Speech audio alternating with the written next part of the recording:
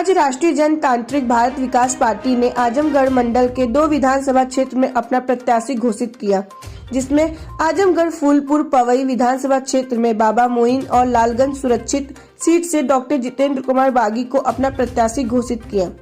उक्त जानकारी आज एक पत्रकार वार्ता में राष्ट्रीय जनतांत्रिक भारत विकास पार्टी के केंद्रीय कार्यालय पर पार्टी के पदाधिकारियों ने बताया। पत्रकार वार्ता में मुख्य रूप से धर्मदत्त महाराज, श्री नित्यानंद तिवारी, बाबा मोइन, डॉक्टर जितेंद्र कुमार बागी, शेखर अंबर उपस्थित रहे। फूलपुर पवई से बाबा मोइन जी को हमने प्रत्याशी घोषित किया है और आजमगढ़ मंडल से के सुरक्षित सीट से हमने लालगंज डॉक्टर जितेंद्र भारती जी को हमने अपना प्रत्याशी घोषित किया है। गुरु जी, बात की जाए तो 2022 का चुनाव अब नज़दीक आ गया है। हर पार्टियां अपने कैंडिडेट को उतारने चालू कर दी हैं।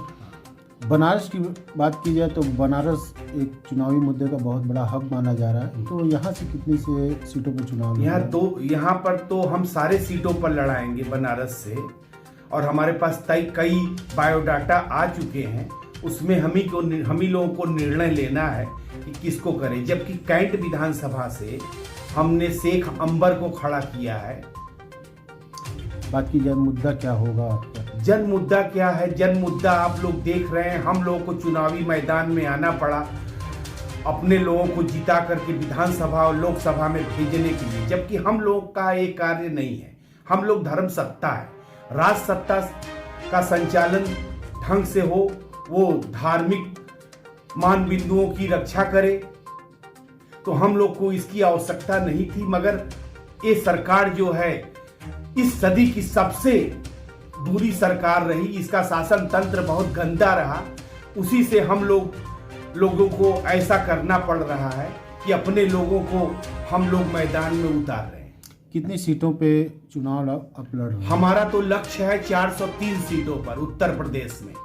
क्या उम्मीद लगा के बैठे हैं? उम्मीद लगा कर बैठे हैं कि सबसे हमारे पास लोग आते जा रहे हैं, हम कहीं जा नहीं रहे। हाँ, जो कहीं दौरा करने हम जा भी रहे हैं, मगर लोग हमारे तरफ चारों तरफ लोग आ रहे हैं टिकट मांगने, और बायोडाटा हमारे पास पड़ा हुआ है तमाम। अभी किन किन क्षेत्रों में आप दौरे पे? उत्तर प्रदेश के 2800 मंडल में हमने दौरा किया। क्या निष्कर्ष निकला? निष्कर्ष ये निकला कि चारों तरफ आग लगी हुई है और लोग चाह रहे हैं परिवर्तन की आग लगी हुई है।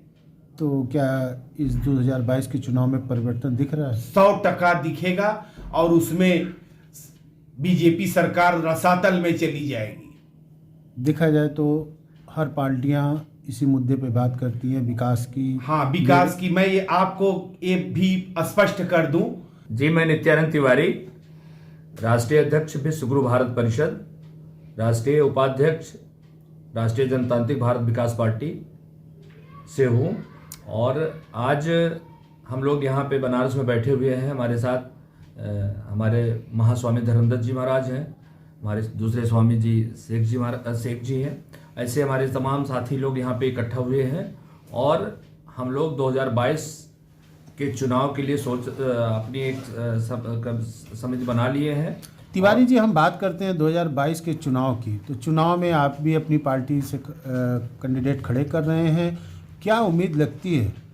देखिए, ऐसा है कि हम लोग उत्तर प्रदेश में 403 विधानसभा सीटों पे हमारे प्रत्याशी लड़ रहे हैं, और सब हमारे योग्य प्रत्याशी हैं। हमारे जो भी प्रत्याशी लड़ रहे हैं वो जाति धर्म से उठ करके समाज सेवा के भाव से लड़ रहे हैं। आपको जान के बहुत ताजुब होगा कि हमारी इस पार्टी में हर जाति बिरादरी जाति धर्म के लोग। ये जाति धर्म से मुझे बिल्कुल नफरत है। हम सब मानव हैं। मैं मानव की सेवा के लिए समाज में आगे आना है, और हमारे जितने लोग जुड़ रहे हैं सब इसी भाव से हमारे साथ जुड़ रहे हैं। तिवारी जी, बात की जाए तो मुस्लिम का कितना समर्थन मिला है? मैं समझता हूं कि हमारा सबसे ज्यादा समर्थन मुस्लिम भाइयों का मेरे साथ है। आप चुनाव आने दीजिए, हर 403 में सबसे ज्यादा समर्थन हमारे साथ मुस्लिम भाइयों का, हिंदू भाइयों का एकदम खुला समर्थन हमको मिल रहा है। मैं सोचा नहीं था, नहीं तो मैं तो बहुत पहले आता। मुझे अगर मालूम होता कि लोग इतना ज्यादा परिवर्तन चाह रहे हैं तो हम लोग पहले ही आ गए होते राजनीति में। लेकिन अब बर्दाश्त नहीं हो रहा। जब सीमा के पार सब हो गया, पूरे समाज में तमाम जो जाति धर्म और समाज को लड़ा के लोग परेशान कर रहे हैं। कोई ना हिंदू लड़ना चाहता, ना मुसलमान लड़ना चाहता, कोई लड़ना नहीं चाहता। लेकिन तमाम ऐसी राजनीतिक पार्टियां हैं जो हम सबको उलझा के रखी हुई हैं और समाज को आपस में लड़ा के बांट रही हैं, वो अब नहीं होगा। बनारस की सीटों पर डिक्लेयर कब होगा? बनारस भी हमारी कैंट विधानसभा से तो हमने शेख अंबर जी को घोषित कर दिया है। बाकी जो विधानसभा की सीटें हैं, बनारस में भी महाराज जी का हमारे पास बायोडाटा बहुत आ चुका है। महाराज जी का फाइनल निर्णय जिस दिन आ जाएगा, मैक्सिमम 2-4-5 दिन के अंदर हम लोग बनारस की सारी सीटों पे चुनाव अपने प्रत्याशी घोषित कर देंगे। मेरा नाम मोइन अहमद है। पहले तो मैं सब जनता को अपने तरफ से सलाम करता हूं और ये भी बताना चाहता हूं कि मैं फूलपुर विधानसभा पवई से प्रत्याशी घोषित हो चुका हूं और आप लोगों के बीच में मैं पहली बार उतर रहा हूं और आप लोगों के ऊपर इतना भरोसा, इतना विश्वास है कि फूलपुर पवई से बाबा मोइन को आप अच्छी तरह से जानते हुए, पहचानते हुए हैं। जितने हमारे मुस्लिम भाई हैं, क्योंकि मैं मुसलमान हूं, ये देखते हुए इस राजनीति में उतरा हूं। भाई क्या यहाँ पे फिर से धर्म की बात हो रही है, हिंदू मुस्लिम की बात हो रही है? भैया, ये तो हिंदू मुस्लिम सिख ईसाई की जो बातें करता है, ये गलत करता है। जी, मैं शेख अंबर 390 कैंट विधानसभा का प्रत्याशी हूँ। किस पार्टी से चुनाव लड़ रहे हैं शेख अंबर भारतीय जी? विकास पार्टी।